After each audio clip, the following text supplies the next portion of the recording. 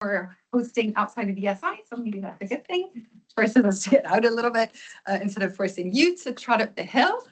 For today's talk, I'm really glad to welcome Professor Ilya Maclean.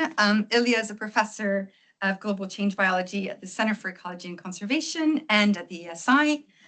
He's also director of impact in CC, ESI Associate Director for Research and Impact, and the CC Program Director for the Masters in Conservation Science and Policy.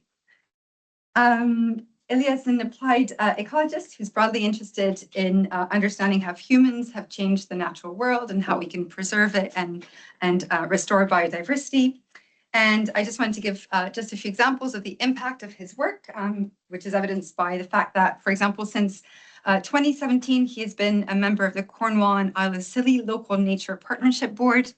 And since 2018, he has been an expert panel member for the UK Government Biodiversity 2020 Climate Change Evaluation. So we're really glad to welcome Ilya today, and he's going to talk about the art and science of prediction. Hi, Tom. Thank you very much for that rather glorified introduction.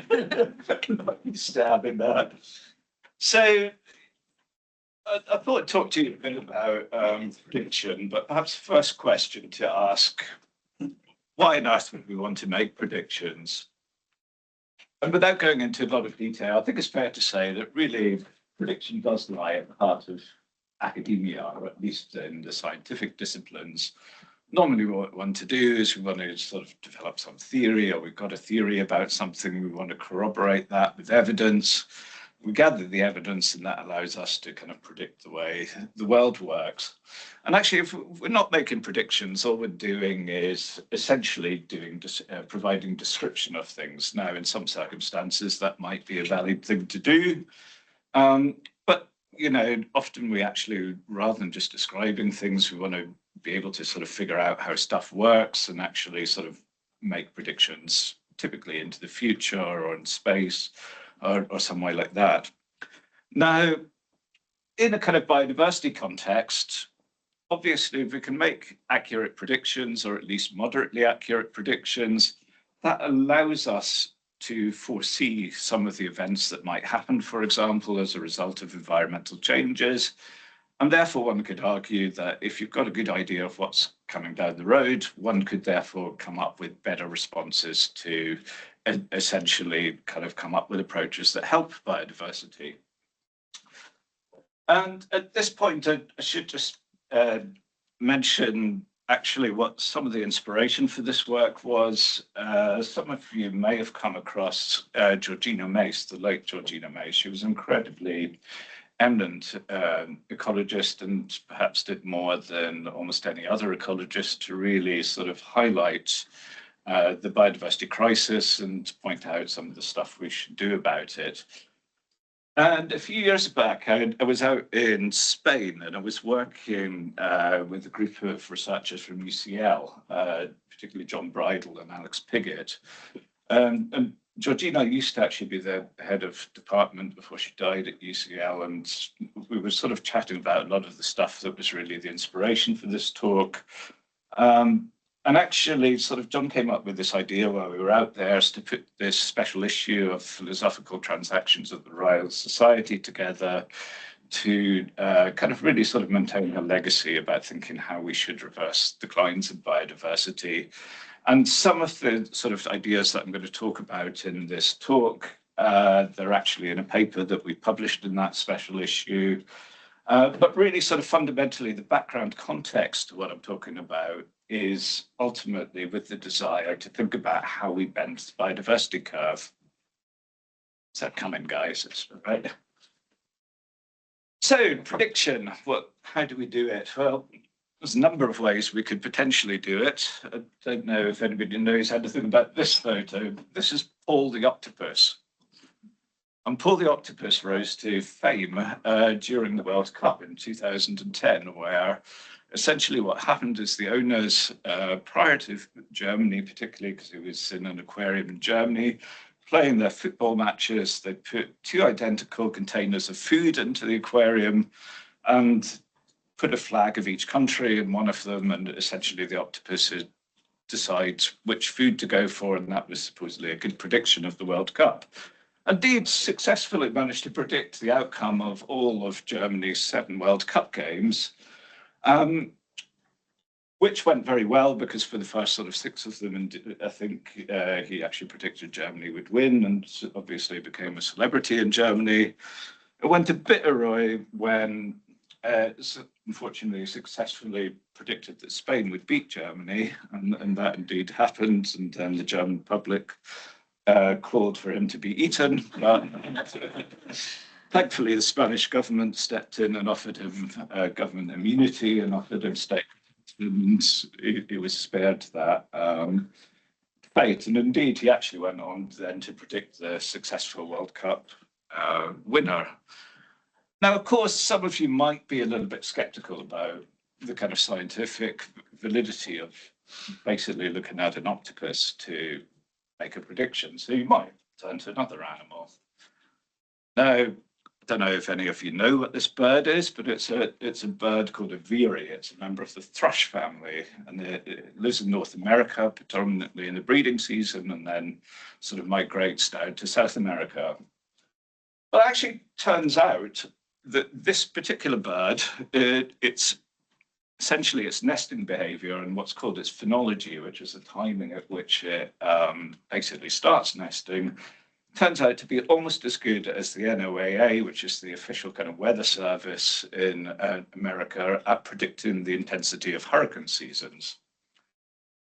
One could sort of hypothesize that that's probably to do with the fact that actually it's responding to a whole set of environmental cues, perhaps climate related. They're also very good predictors of when of what actually forms hurricanes. But that said, you know, asking animals to predict the future for us is generally not the way we do things as ecologists. Perhaps the more sort of usual way we do things is we actually use an approach called statistical inference. And this hypothetical example, for example, we might collect some data on the abundance, in this case, of pink pigeons in Mauritius. We might be interested in sort of how many of them are actually within a particular forested area, and then look for a relationship between the total number of birds and the size of the forest, to then make some prediction. If we protected this amount of forest, we'd protect this amount of birds. And that sort of works really nicely if you've got a nice kind of tight relationship like that. You know, you can kind of plot a line through that relationship, look where you are on that line, say, okay, if we protected that much area, we'd get that many birds, etc. And that works very well if you've got relationships like that. It gets slightly more problematic if we've got some data and we're sort of trying to predict a little bit outside the range of the data. And it also gets slightly more problematic if our data aren't sort of nice and linear, they're a bit bendy shaped. Because you might be able to sort of fit a relationship like that and go, okay, actually, if we let trees grow this tall, we'd get this many pigeons. The problem is actually that curve is a curve of best fit, but you can get another curve that's a kind of pretty good curve of best fit, and there's a bit of uncertainty in it. Or indeed, we can actually fit a perfectly good curve like that. And so basically, in this space here, we've got pretty much no idea what's going to happen. So that's not sort of a very good example in which to use statistical inference. Basically, we're extrapolating beyond the conditions for which we've got data. Another example of where things don't work very well with a conventional kind of statistical inference is a relationship where you might get something like this. It's quite hard to kind of see what the patterns of the data is. This is, again, an illustrative example. And what this is actually sort of daily rainfall.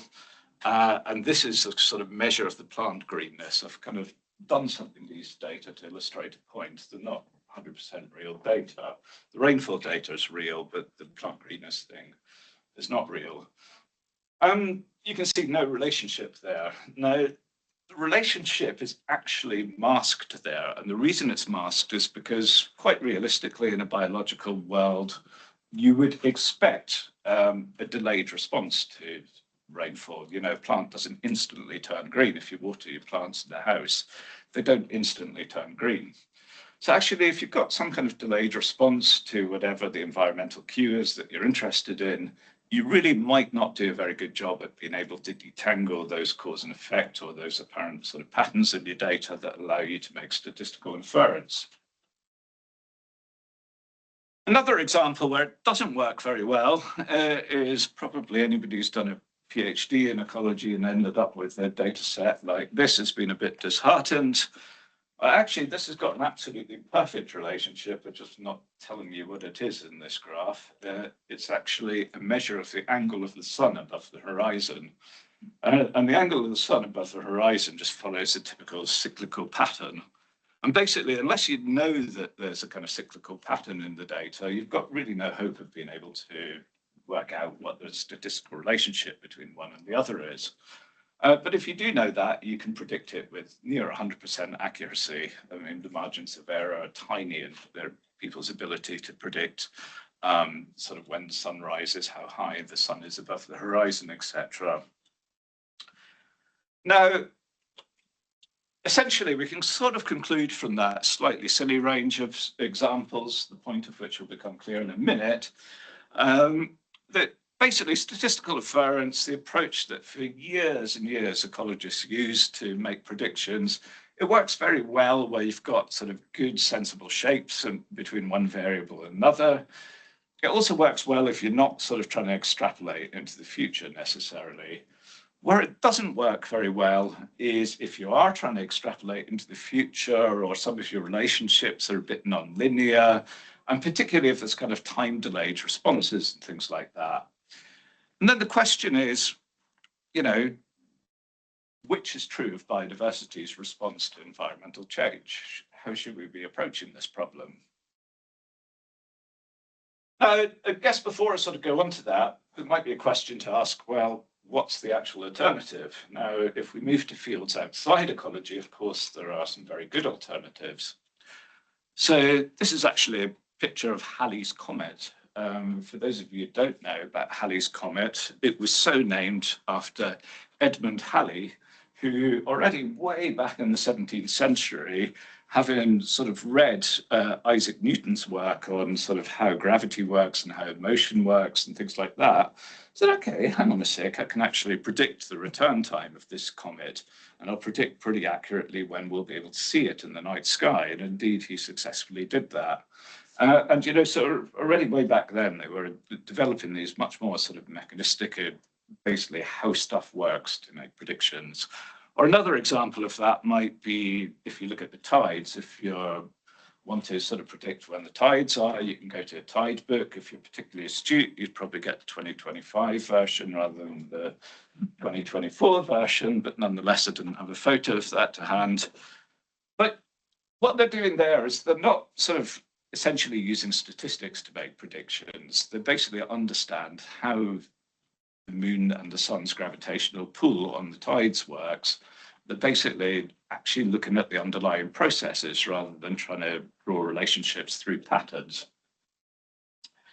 And of course, you know, there's lots and lots of examples of that. And some of those examples they're not just sort of Newtonian mechanics. You can go to things like weather forecasting, actually the kind of models that underpin weather services. You know, they're much more sort of mechanistic. They actually understand based on sort of physics and things like that.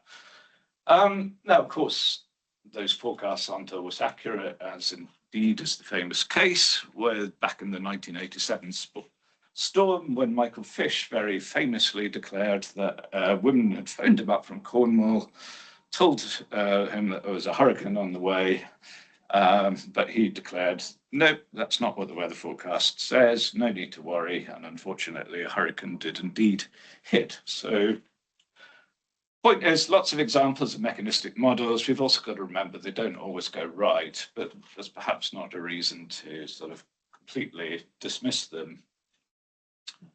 And I think sort of another sort of truth really in these kind of two dichotomous approaches to trying to predict things is, on the one hand, sometimes you've got these kind of really simple universal processes that should predict these highly complex phenomena. So if you were to take a time-lapse photograph of the planetary movement through the sky, it would look like an incredibly complicated pattern.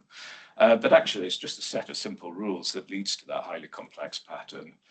But you often get the kind of opposite example as well. And actually, one thing I like to sort of illustrate with the opposite example is if you think of sort of rush hour traffic, actually, if you think about, say, the volume of traffic on the M25, that's ultimately governed by a whole set of complex individual decisions where people are choosing whether to commute to work, at what time they kind of go and leave to and from work.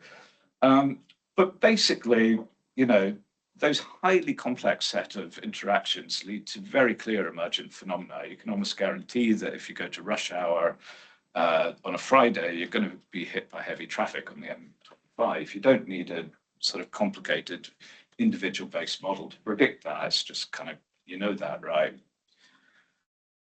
And actually, it's that kind of latter reason that has dominated a lot of macroecology, or at least the way that certain things are done in macroecology. Now, one really common thing that people often want to do is they want to predict where the distribution of species is.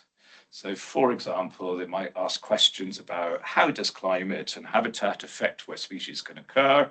And that's really important because we know both climate's changing and habitats are changing, and therefore we want to predict where species might occur at some point in the future as a result of these environmental changes.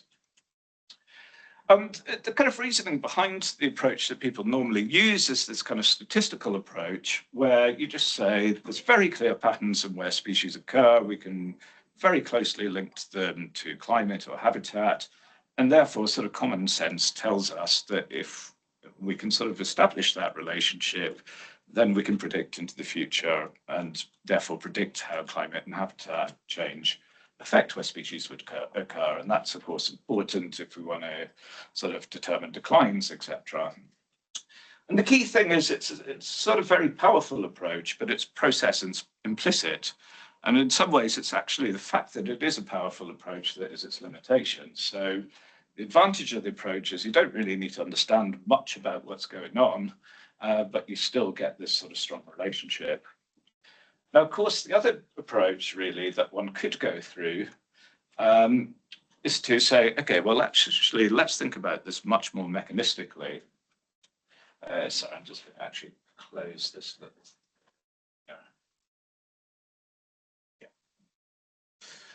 And we say, rather than actually just assuming there's some relationship between climate and habitat and where species are, let's actually think about what's going on. And kind of what's going on is probably climate and habitat influence the microenvironment that's an organism's in. That in turn sort of has an influence on its body temperature. Its body temperature, that quite clearly it's going to have some physiological response to what its body temperature is. That's then going to drive a kind of its, you know, if it gets too hot, it might just die of heat stress. It might also sort of impede its behavior in some way. You know, you'd be able to sort of predict through what the individual fitness consequences of that are, and then you could scale that up to say, well, okay, how does that work through sort of population dynamics, and then sort of how to ultimately sort of how do those sort of population dynamics actually influence the distribution. And the key distinction is that, you know, this process is basically actually process explicit. So what we're really doing is we're thinking, okay, how stuff works, and we're going to go all the way through the kind of cycle and do it that way. And essentially, this is about what we've been trying to do for the last few years, rather than just using this kind of fairly statistical way of moving from one approach to the other. We're thinking, okay, what happens if you do go sort of around that route of approaches? And essentially, I won't go into all the details of this slide. The headline message is we've developed a whole sort of series of software packages that can kind of help you do this stuff. So we developed these kind of software tools for predicting the microclimate of an organism, which is a kind of first step to being able to predict its body temperature.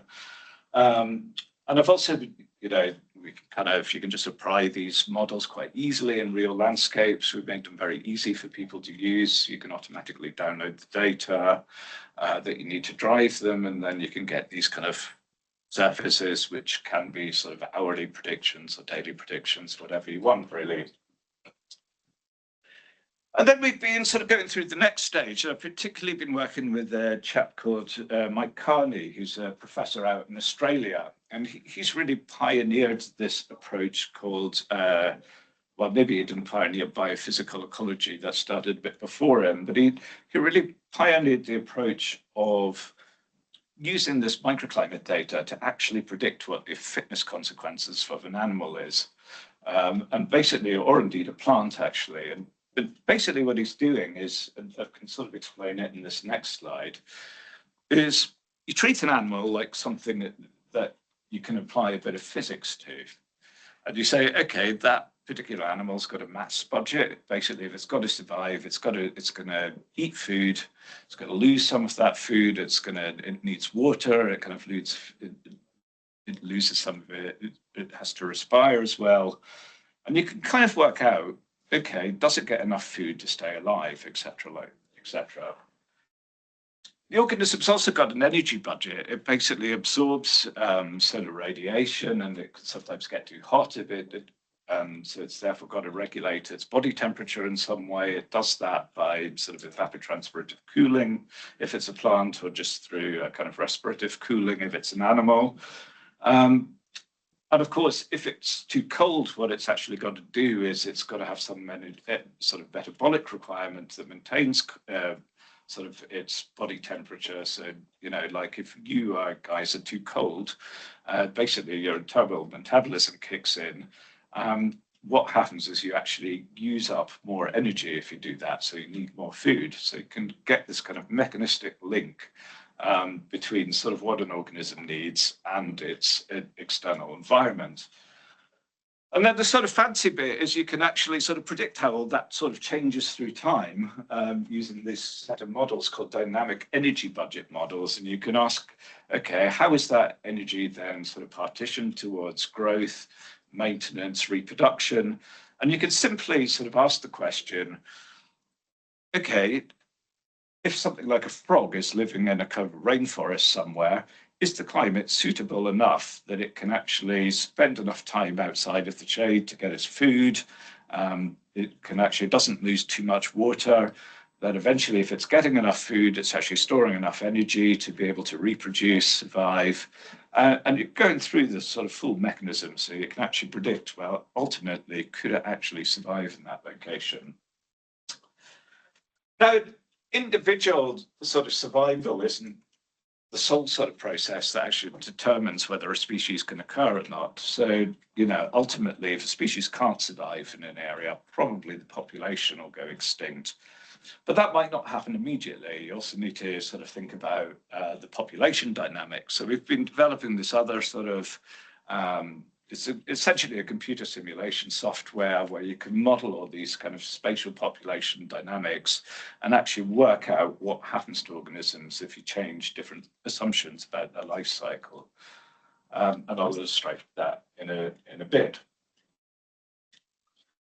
And so sort of really three key questions to ask then is, okay, we could go down this mechanistic route. In some, we'd argue it's a little bit harder to do that, and indeed it is. It's often much harder to parameterize the models. Or we could just use the same approach that we've been using for years, this kind of statistical inference approach. And probably some really key things in order to answer those questions are essentially, are we looking at really novel conditions in the future? Is macroclimate, so the kind of climate data that one might typically use to make some prediction about climate consequences of the type that is measured by a weather station and available as global data sets, is that actually a really good proxy for the conditions experienced by an organism? Because if it's not, then you might sort of start questioning how well these kind of process implicit models work. And then the other question to ask is really importantly is, are the biological processes things that should actually lend themselves to this kind of statistical approach? Or do you get all these kind of nonlinear dynamics? Are things often time delayed? Is it the sort of sensible thing that we should be able to predict using a kind of statistical inference? Now, I'll give you a clue. Before I spent 8 years modeling, I did have a hunch about the outcome of this approach, but nonetheless, I hope to be able to convince you. I really sort of started actually, well, the order of the work isn't quite in the order of which I presented, but nonetheless, as a kind of indication of whether conditions are novel or not, we set out to actually test this. And so I had a PhD student. She was actually a master's student here, and then she went on to do a PhD. And she decided to, over a period of about 30 years, look at how the conditions in basically the world's tropical rainforests are changing. And the focus was really on tropical forests, because if you think about it, those are the places that support by far the most species on Earth. And she just asked a simple question: if we model climate over some historic baseline period and model it into the kind of in a more recent period, how similar are the climate conditions? And what she found is actually already over the last 30 years, climates have already transitioned to a highly kind of novel regime. So what this scale is measuring here is if you've got a score of 1, that means that none of your climate in the historic period overlaps with your climate in the recent period. If it's a score of 0, there's a near complete overlap. And what you can see is things are definitely at the top end of that scale. You know, we're already really transitioned to novel climate regimes. So if we're talking about sort of trying to predict what some of the consequences of climate change are, we are almost certainly in that area where we are extrapolating, particularly if you think about sort of moving forwards to future climate change. So the second question really, well, basically, is macroclimate, so i.e. the data sets that you can get anywhere in the world, is that really a good proxy for microclimate? And then in turn, is that really a good proxy for sort of what organisms do? So you know, this is actually the mainstay of what I did for quite a long time. We developed all these microclimate models, and I was working down on the lizard, and that was where I started a lot of the work. And we built these models and basically sort of tested them really carefully with temperature loggers, and then just applied them over sort of quite long periods of time and just asked the simple question: how quickly is climate changing in different places? And then basically, how does that compare to microclimate change? And then we also sort of checked what this might mean for species responses as well. So the key thing to come out actually of this work is that it's really quite spatially variable how quickly places are warming. So some places are warming a lot more quickly than others. And the reasons for that are largely to do with the fact that the weather is also changing. And so actually in Cornwall, over a period of time that we did this modelling initially, it had been getting sunnier and sunnier. And what that meant is that the south-facing slopes that get more sunlight, they're the ones that warm up more. And actually, because of that trend in sunniness, you know, we were actually sort of saying, okay, these are the areas that, you know, the warming fastest. And then conversely, we were sort of identifying places that were warming more slowly, and concluding from that, okay, those areas might be a little bit less vulnerable to climate change. Trouble is, we then did that and extended the time series a bit longer, and then looked into the future, and then, of course, actually all the areas changed. And the key thing is that actually it's quite complicated, and where warms at different rates actually changes as you get these kind of long-term cyclical patterns in the weather. But okay, so the climate's changing at a bit of a different rate. Does that matter ultimately? And to sort of test that, what we thought is, okay, we'll take this same approach that everyone's been using for decades of modeling distributions correlatively. We'll essentially apply those models, but on the one hand, we'll apply them using macroclimate data, and on the other hand, we'll apply them using microclimate data, we'll just compare the predictions. And we did this, over a historic period so that we could actually test our results as well. And it basically turns out if you apply these kind of models with your macroclimate, you predict loads and loads of species going extinct from the Lizard Peninsula. And if you apply them using microclimate, they don't. They're still there. They're found in places where the climate's suitable. And actually, even some of the sort of really keystone species that define the habitat, so some of the heather species, they're predicted by the macroclimate modeling to go extinct. They're not predicted by the microclimate modeling to go extinct. And actually, our sort of conservation response fundamentally changes as well, in that the macroclimate models predict that things will have to move really far to track climate. Microclimate models predict they just need to kind of shift locally, and that fundamentally alters how you might deal with that. So sort of that's microclimate. What about actual organism body temperature? So this is some work I've been sort of doing with Tom and Tom Tregenzo is back there. And one of my postdocs and Tom's postdoc, Ali, has developed these models where you can predict the body temperature of ectotherms in the field. So we're working with this system out in Spain where essentially we're working on field crickets. And what we wanted to know is, okay, over multiple years, what does the body temperature look like on this cricket, and does it actually correlate in some sensible way with macroclimate? And then the other thing we're doing is we're monitoring these crickets, or Tom has been monitoring these crickets 24/7 with a series of CCTV cameras, because then you could do a whole bunch of interesting stuff to actually find out, well, what is the actual underlying process that drives their response to kind of change in temperature? Is it the fact that they just sort of sit out in the sun, get too hot, and then fry themselves? Is it the fact that they've got the option to go into the shade or down their burrows, but if they're doing that, then maybe they're not getting sort of enough chances to mate and things like that? And we can unravel this because we've actually been watching them all for 16 years and got sort of terabytes worth of data on it all. But anyway, the upshot of it all was sort of after modeling their body temperature, you find there's a bit of a correlation between macroclimate and the body temperature of an organism, as you'd expect. But some sort of key things to notice is that actually the body temperature can get way, way, way hotter than the air temperature. And the reason is these crickets are kind of black and they absorb sunshine. And the other sort of important thing is that the relationship between the two is not constant through time. And because it's not constant through time, that becomes a really big problem with using macroclimate as a proxy for the body temperature. Because if you're trying to translate, if essentially it'd be fine if that kind of relationship is consistent through time, macroclimate would be a good proxy, but because it's not consistent through time, you're going to get your predictions wrong if you go through time.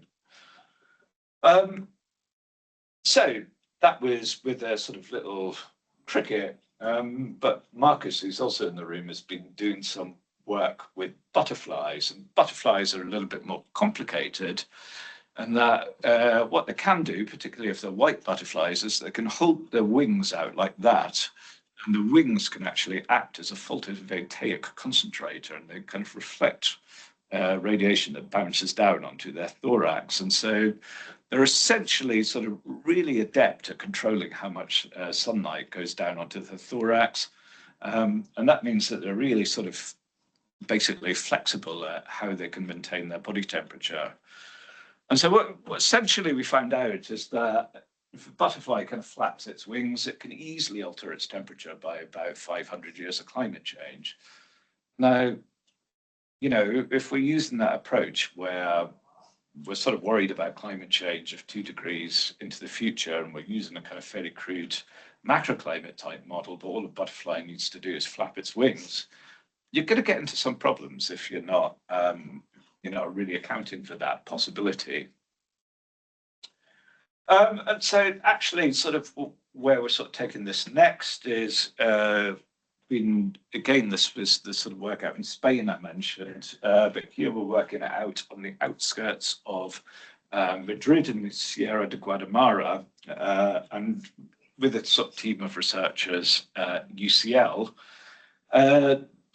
Jode, who's the postdoc on that project, he's been going out and he's been collecting loads of butterflies and he's been sticking them in water baths. And the reason you do that is you work out sort of precisely at what point they kind of get really heat stressed.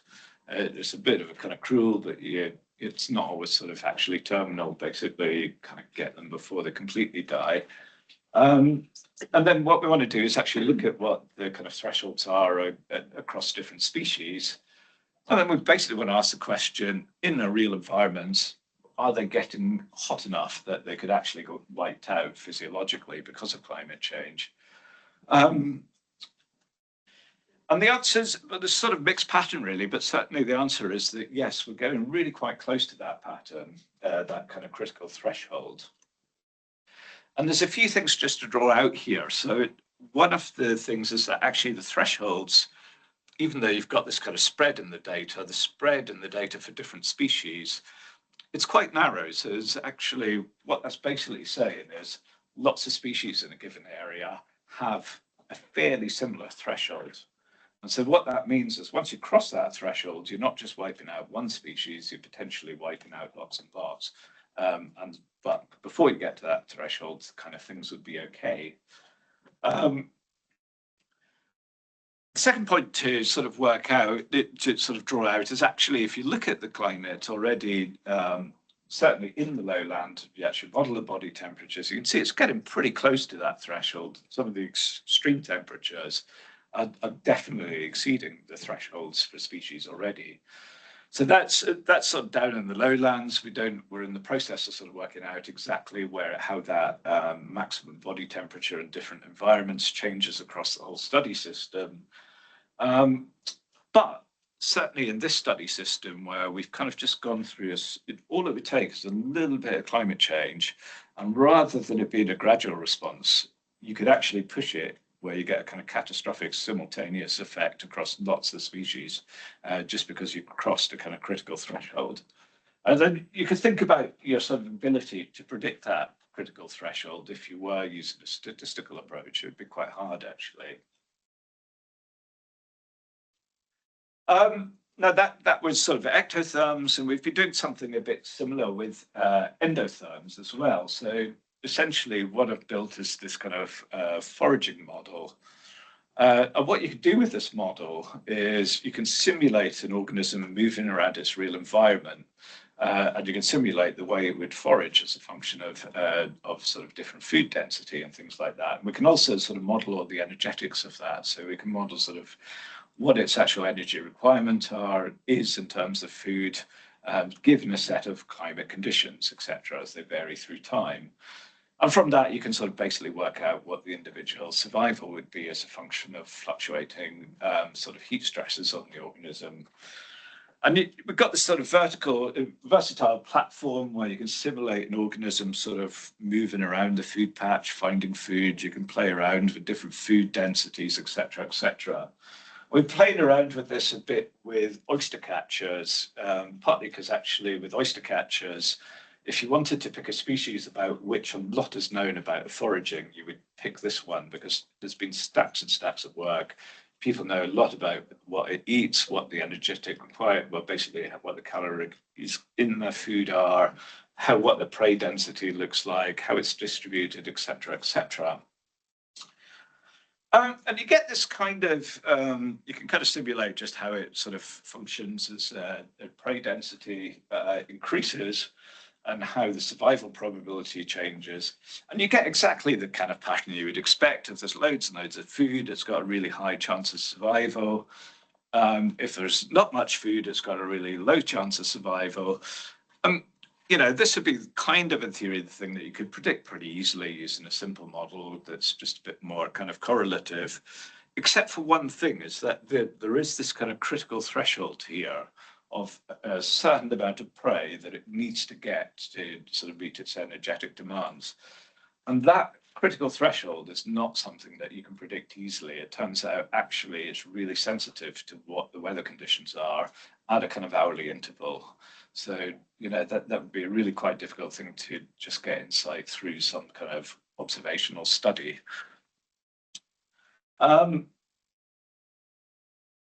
So that's sort of individual responses. So what happens if you then scale up from the individuals to the populations? Well, we started sort of thinking about some of this stuff back when I had a PhD student, Linda Donaldson, and she was working out in Uganda. And what she did was she essentially surveyed loads and loads of these wetlands around this lake system in Uganda to find out where the species occur in those wetlands, sort of how common they would be, and then sort of relating that to a whole set of kind of environmental predictors. But the key thing is here, rather than just building a statistical model to work out where they're occurring, we're using a kind of spatially explicit population model called a metapopulation model. So what that does is it essentially assumes that the likelihood of it going extinct from a kind of a particular habitat patch is related to the population size, and the population size is in turn related to how environmentally suitable it is. But it also accounts for the spatial configuration of all the patches and says if it does go extinct, there's a reasonable chance that it actually could be recolonized from an adjacent patch. But the chances of its doing so depend on which of the patches surrounding it are occupied, and you've got to do this quite complicated modeling at the same time in each individual patch. But you can do all that. And indeed, what she really wanted to know was, okay, if we are trying to develop some conservation strategy, as indeed we've been working there doing, which wetlands should you protect? What should be the kind of strategy you should use? Does it matter which ones you protect? Are all equal, or should you actually be protecting some over others? And so what she was kind of able to do is model the long-term persistence of the whole population as a function of how much area of wetland was protected. But the key difference is that we can change which types of wetland are kind of preferentially protected. We can choose to essentially enhance the connectivity of the system and therefore allow things, if they do go to extinct, to recolonize. We could just randomly do it. Or we could instead actually say, we'll preferentially select the biggest patches, etc. And basically, there was a couple of points to really draw out from this. Is first, if you don't protect enough, you're flogging a dead horse. You can invest a lot of conservation effort and you've got no chance of survival at all. You need enough habitat in the landscape. The second point is actually, if you do use these targeted interventions, you can basically get a lot more bang for your buck. So one of the sharp-eyed among you will notice this is actually a logarithmic scale. It's not a linear scale. And what these lines are showing is how the different strategies operate. And basically, if you choose a sensible strategy, you get 16 times the effect. So you basically need to protect 1/16 of the amount of habitat to get the same chance of survival as if you just do it randomly. So these kind of spatially explicit population models that can be really helpful for conservation as well. And now what we're sort of thinking about is, okay, how do we move this into the UK context? And one of the things that's really quite different about the UK context relative to the African context, Africa habitats are pretty functionally intact still. There's still quite a lot of natural habitat in a lot of places. Not everywhere, definitely a lot of habitat loss in some areas. But relative to the UK, probably the kind of human impacts, we're about 100 to 150 years further down the line with some of those kind of extents to which we've modified our habitats. Indeed, if you look at farmed systems there, which are typically what conservationists would call the areas that are undesirable for biodiversity, they're very much the prized areas in the UK. They're on nature-rich sort of farmland habitat. And the other thing is, it's sort of also just as some background context to this. We just had a bit of a look at sort of the status of protected areas in the UK. And essentially, the thing that really sort of comes out from this is if you look at what the cornerstone of our protected area network is, it's what's called our sites of special scientific interest. They're the ones that are sort of actually designated for biodiversity. And basically the tiny little fragments, you know, like if you look at there's a few larger ones, but actually the vast majority of them, they're smaller than, you know, an individual farm. They're smaller than the area that a bumblebee actually forages over. You know, that's one bumblebee. The smaller than a sort of territory size of a particular sort of mammal species, pine martens, but also foxes, badgers. How on earth are they going to actually support viable populations?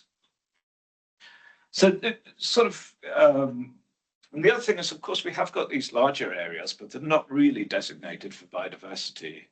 And so we sort of just asked a simple question. I say we, this was some work that was actually done by a few people in the groups, so David, Ali, and Jonathan, who were in my group.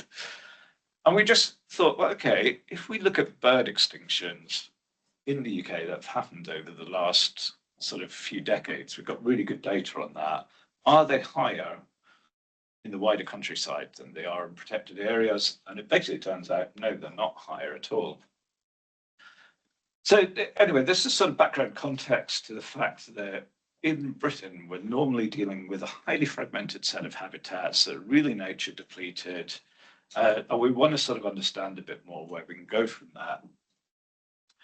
And this is really where we're sort of moving to now with some of the work we're doing in this kind of Renew project. And I'm particularly interested in moving where we can essentially apply our population models to actually work out basically how much habitat do you need, how do you target your conservation effort, what would be the expected population response of doing different things.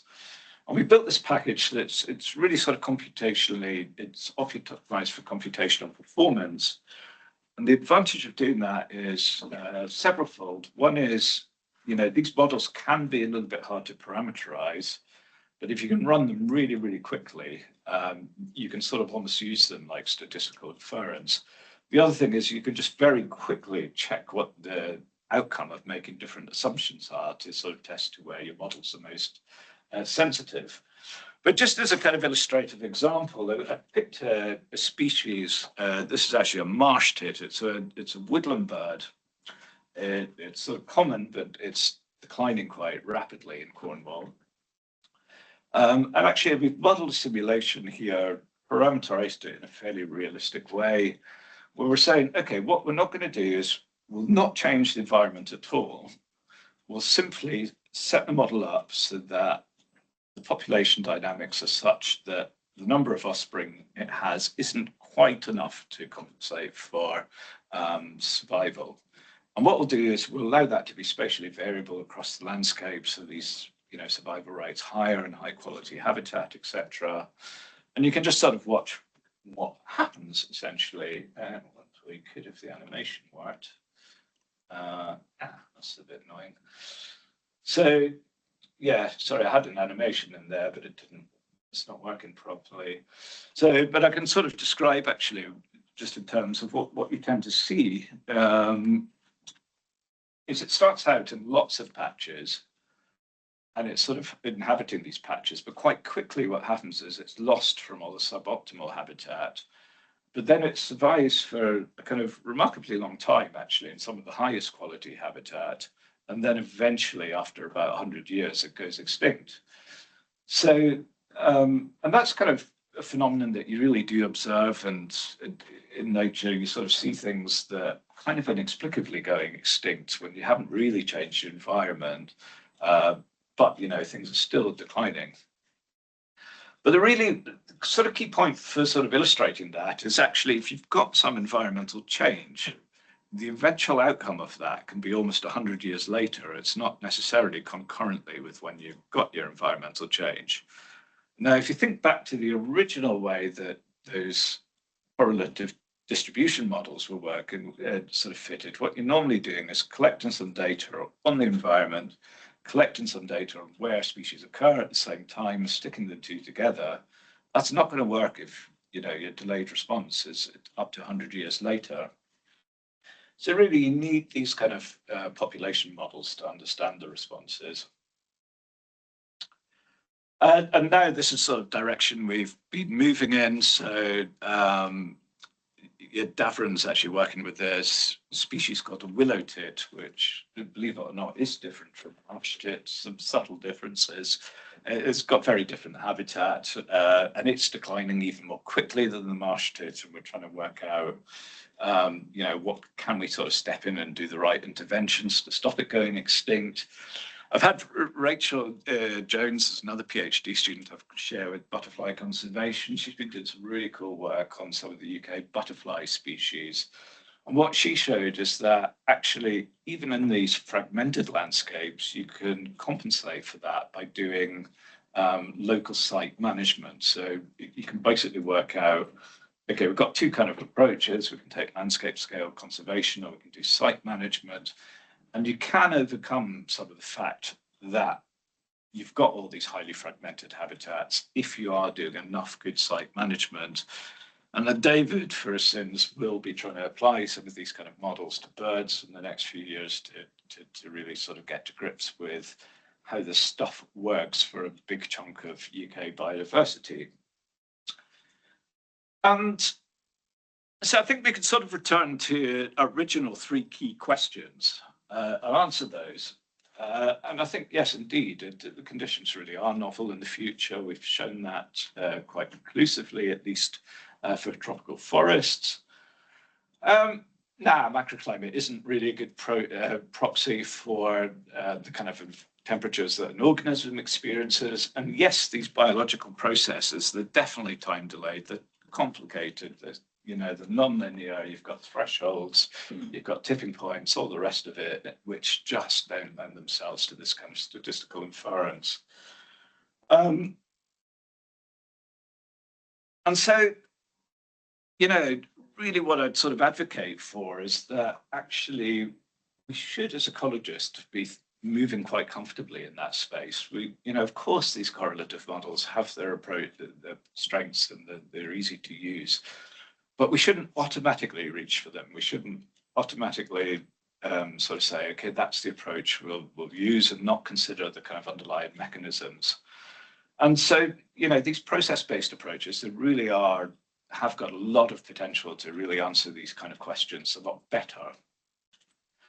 Now, I say all that, but actually, if you look at the direction of travel in the way the sort of funding landscape's working and the way that sort of ecologists are working, actually, all the talk is about big data, AI, sort of deep learning, things like that. Now, of course, those sort of tools have their place. I use ChatGPT all the time. Incredibly useful for learning how to code, by the way. But the point is that actually these kind of AI approaches, they're basically pattern scaling approaches. They're very, very good at getting lots and lots of data and inferring really complicated patterns in them and making sense of those patterns, but they're not thinking about the processes. And, you can train it with the best data in the world. If you're not getting the processes, they're not going to be very good at making predictions. And generally, I just think they're actually quite poor tools for answering the kinds of questions that we really ultimately need to be able to answer in ecology. And I'll leave you, I think, just with a couple of quotes. This one from Niels Bohr, the famous Danish physicist. Of course, it's quite hard making predictions, especially about the future.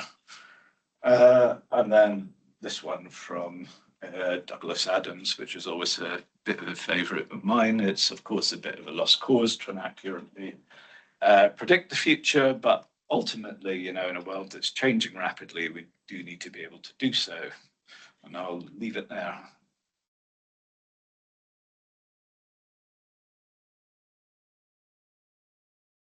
Thanks so much, Ilya. Oh, great. We have a minute for questions.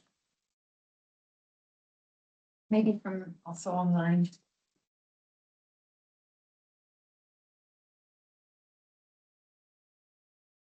The audience to silence. So you go, Tom, and there seems to be, like, on the one hand, you're saying that a butterfly can change its temperature by 500 years by closing its wings, and then 2 slides later, you're saying all these butterflies are about to go extinct. So why don't they just close the wings? So they go way over already. if they open their wings. So they're already closed. So basically, this is the limit that they're going to hit when they close their wings and hide in the shade. Yeah. That's the reason. So yeah, obviously, yeah, I can see how that could seem confusing, but that's the reason. Yeah, how do we get over the problem of having, you don't have that much data to parameterize a lot of these models as the process gets more explicit, and we also don't have that many species or areas of the world where we have good enough data to validate the models. Yeah, and I mean that's the bit I glossed over heavily in the talk, and that is the challenge with the mechanistic approaches. They are, you know, they are sort of more difficult to parameterize. But I'd say several things there. One, if you can get your models working fast enough, you can use this an approach that's a bit similar to statistical fitting. So you can use sort of observed patterns to actually fit the models. The other is, I would say that, you know, actually there's real value in using a whole sort of suite of approaches to try and parameterize the models. So, you know, one of the things, for example, with if you're trying to predict sort of how a butterfly develops as a function of temperature, you'd be much better doing that in the lab, and people do this kind of stuff in the lab as well as in the field. And actually, these kind of process-based models become a really nice way of bridging field and lab, and or bridging much more sort of experimental work with, you know, actual work it's sort of done in the field. And the third thing is, yeah, I forgot what the third thing. Yeah, so. The other thing is you can take sort of reasonable, sensible guesses for a lot of these species. One of the sort of power of these kind of mechanistic approaches is you can actually explore the outcome of what getting those guesses wrong in your parameter values are in a very kind of explicit way. So that then allows you to drill down to what is the sort of major causes of uncertainty into your understanding. And that then, you know, allows you to sort of diagnose where to focus your effort in a way that's actually much more difficult to do with the statistical approach. Now, of course, it's never going to work for biodiversity that we just know nothing about, but I'd argue that correlative approaches probably don't there either. Yeah, I'm suddenly aware that actually might need to vacate the room. So Emma, I'm really sorry. Can we maybe we'll talk about this later, but thank you so much, Ilya, again for a great talk.